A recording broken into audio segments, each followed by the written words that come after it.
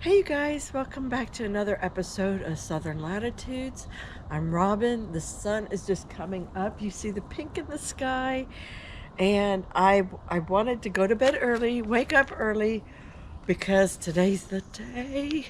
I got so excited last night. I was looking over my garden plans, and a lot of this garden is just tomatoes and peppers and some squash, which also can go in the ground right now, but I have a lot of those ready on the table and they need to get over here.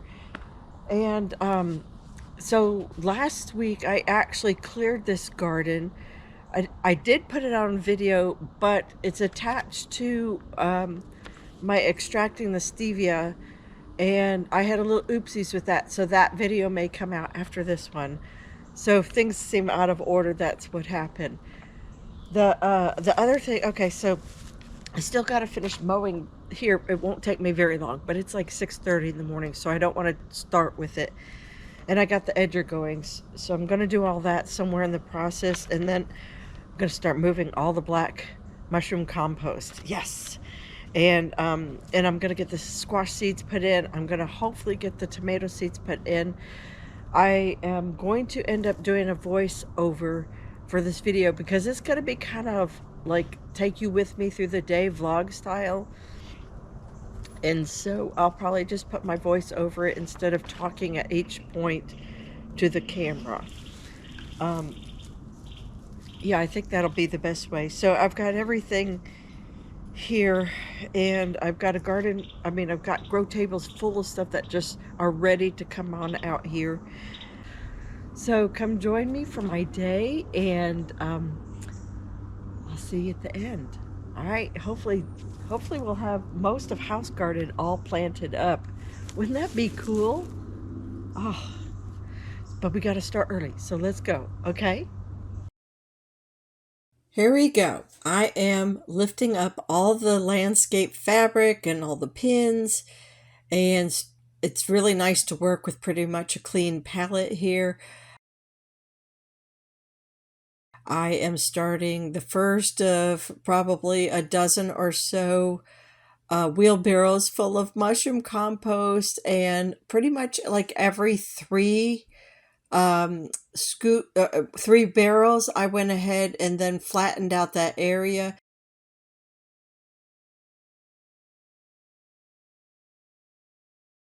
I'm pulling a little weeds right here, but he's inspecting my work to make sure I did an okay job. So there's the third wheelbarrow, and here I am going to spread it out. My goal is not to spread it too thin. Usually I'm trying to spread it across this garden about 2 inches worth, maybe 3 in some spots, but trying to keep it somewhat thick but not too thick. So there we go. Taking it all the way over to that cattle panel in the corner, see what else I need to do. Here we go. 4, 5, and 6 wheelbarrows now, spreading again.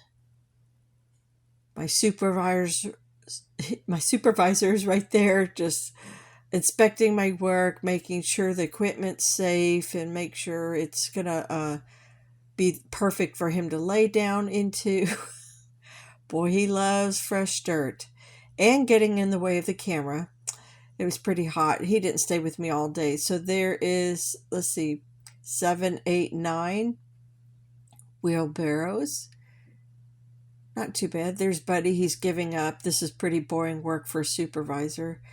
And 10, 11, 12. Okay, so there's 12 wheelbarrows worth right there. And, it looks pretty good. I got to clean up that edge where the grass is one more time. We'll work on that later in the video. Really enjoying that. Okay, so here I am laying the drip lines back down. I think I didn't show where I pulled them up because they probably were pulled up in a different video, not this one, but the one that has the stevia being extracted. So there's a little space between the first line and the second line because I usually put things, lower to the ground like squash there, and they can get pretty sizable.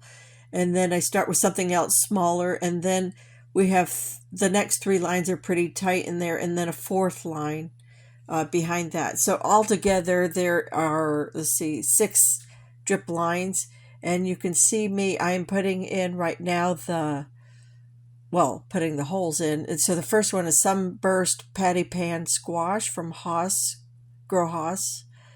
I'm putting 2 seeds in per hole, and so I'm most likely, I think there was 3 holes of that, 3 mounds, so that would hopefully give me 6 plants altogether.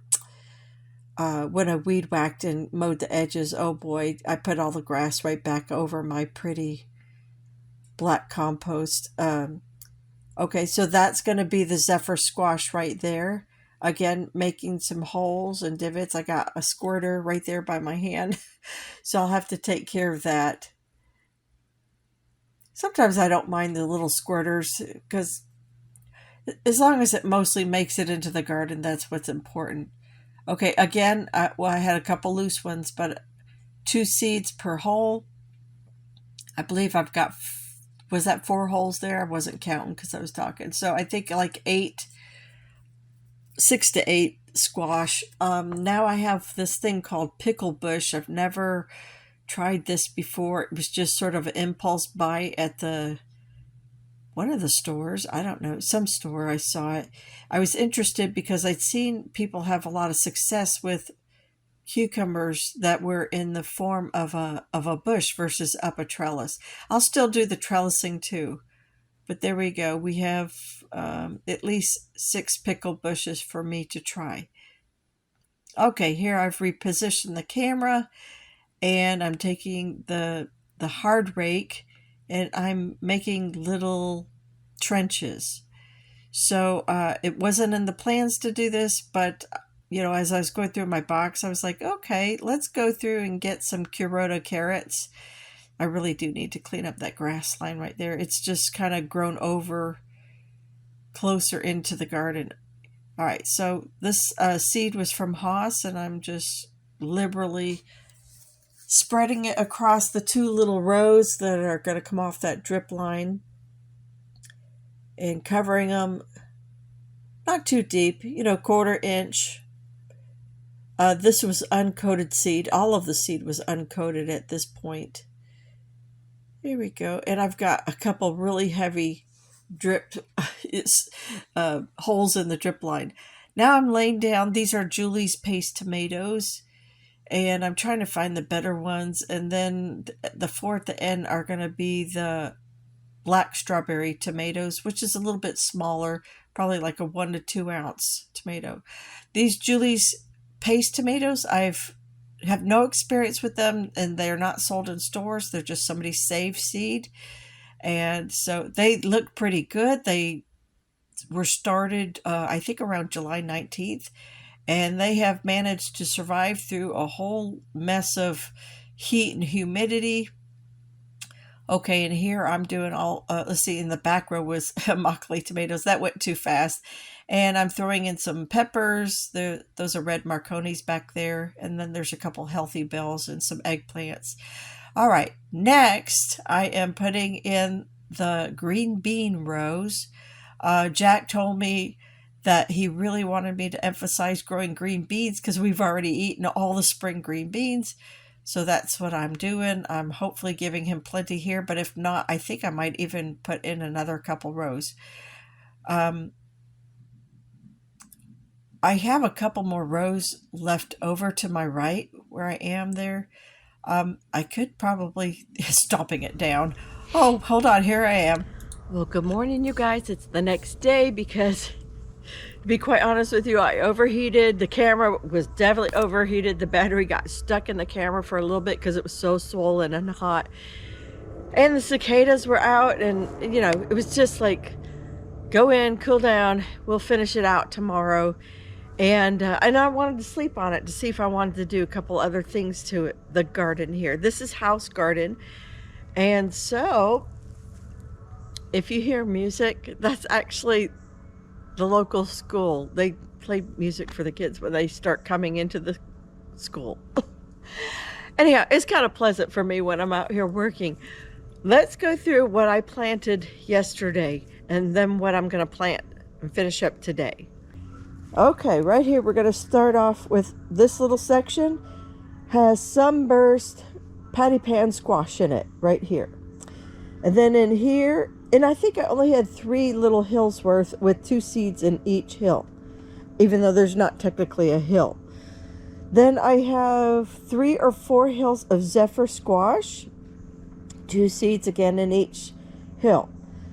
Then over here we have in the middle, well, really I have like a wild little spigot right here.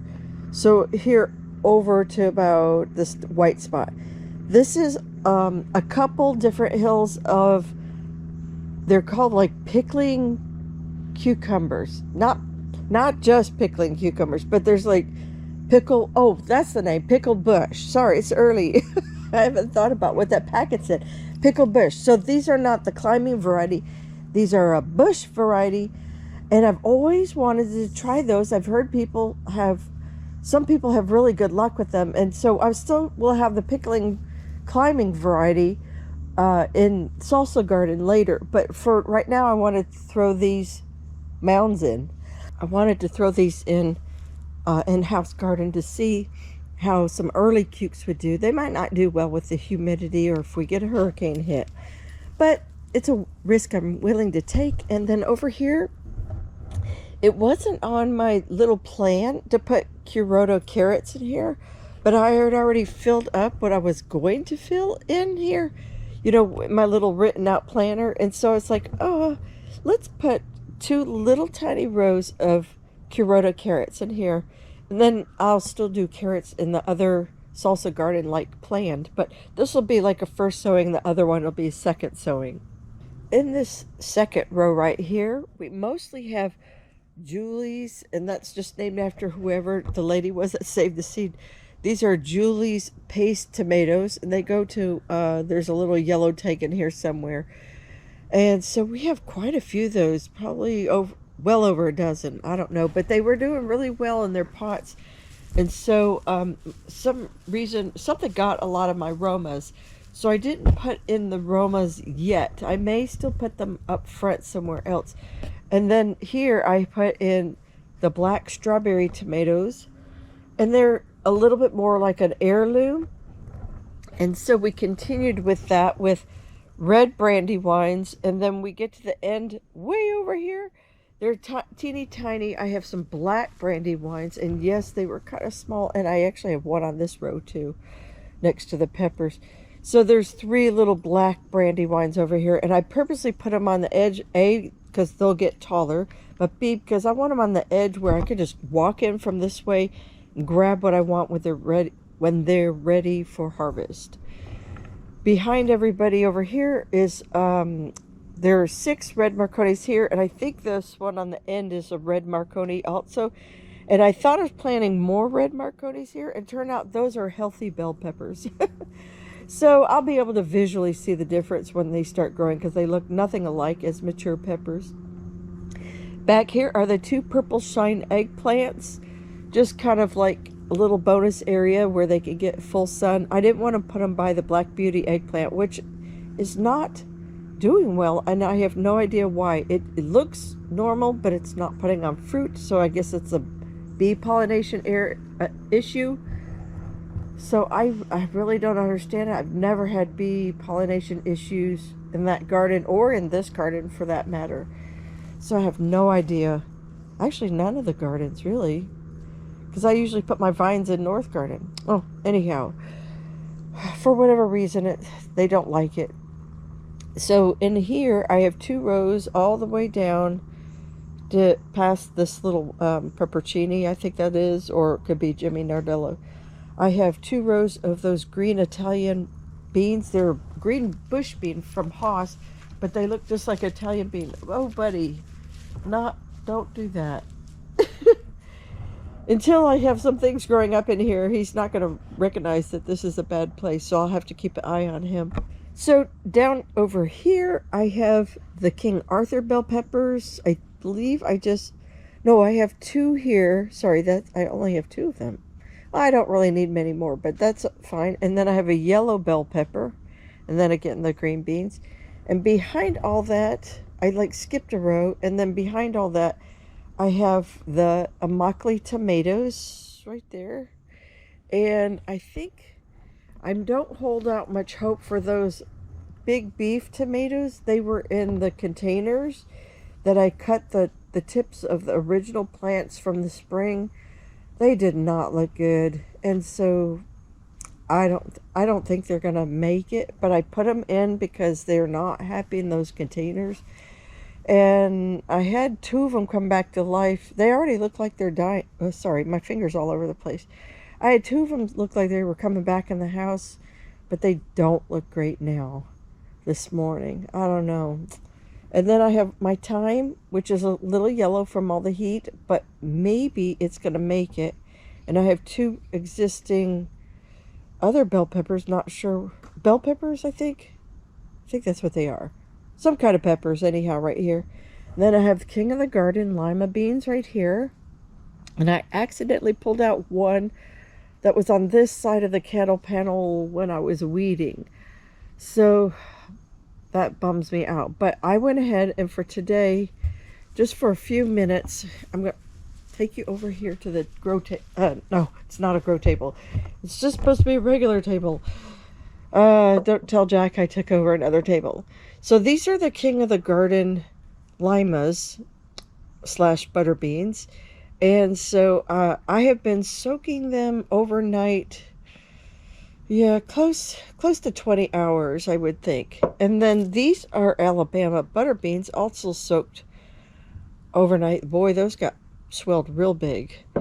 So anyhow, I'm going to take those, whoops, and I am going to put in more King of the Garden over here on this side. And then kind of where I have a gap on this side, I'm going to fill it with Alabama butter beans, because they love the heat. Actually, all of the lima beans and butter beans love the heat. So I'll just pull out some weeds around there, amend that, and put the seed in. But I probably won't bring you along for that part of it because it's just planting a bean 1 inch deep, and I'm going to sow them extremely tight in there. And that way I feel like I'm making better use of my cattle panel. And I still have a little space in front of the cattle panel for something. I'm not sure what.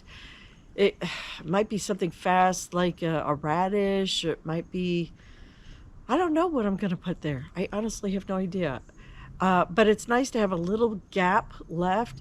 I still have a lot of tomatoes on the grow table. And so it's possible as those continue to grow, I may fill in the gap with more tomatoes. This garden gets full sun all day long. And so, and the majority of the sun starts in the back here and comes across the garden like this. And then shade also follows suit. But that's why I wanted to put some of my peppers, the bulk of my peppers over that way. If we get to the point of overwintering and these things haven't, their fruit is like set but not done, we'll probably end up building a shelter for this. We can use a cattle panel and we'll drape visqueen across the whole garden. And that'll be how we frost protect it for overwintering. So I'm really excited about having all these little paste tomatoes in here. It's just safe seed from a friend in Orlando, and her friend saved the seed. And so I'm very, very excited to see where it goes. And plus the heirlooms. Actually, all of my tomatoes are I don't have any hybrids started at all. No, all my tomatoes are heirlooms this winter. I just now thought about that. Pretty cool. So I hope you enjoyed this video. You guys, that's it for this one. And I'm gonna go wrap up a second video after I finish the lima beans. Oh, here comes the cicadas. I gotta hurry because that's gonna be deafening. You guys take care. God bless, and I'll see you in the next video.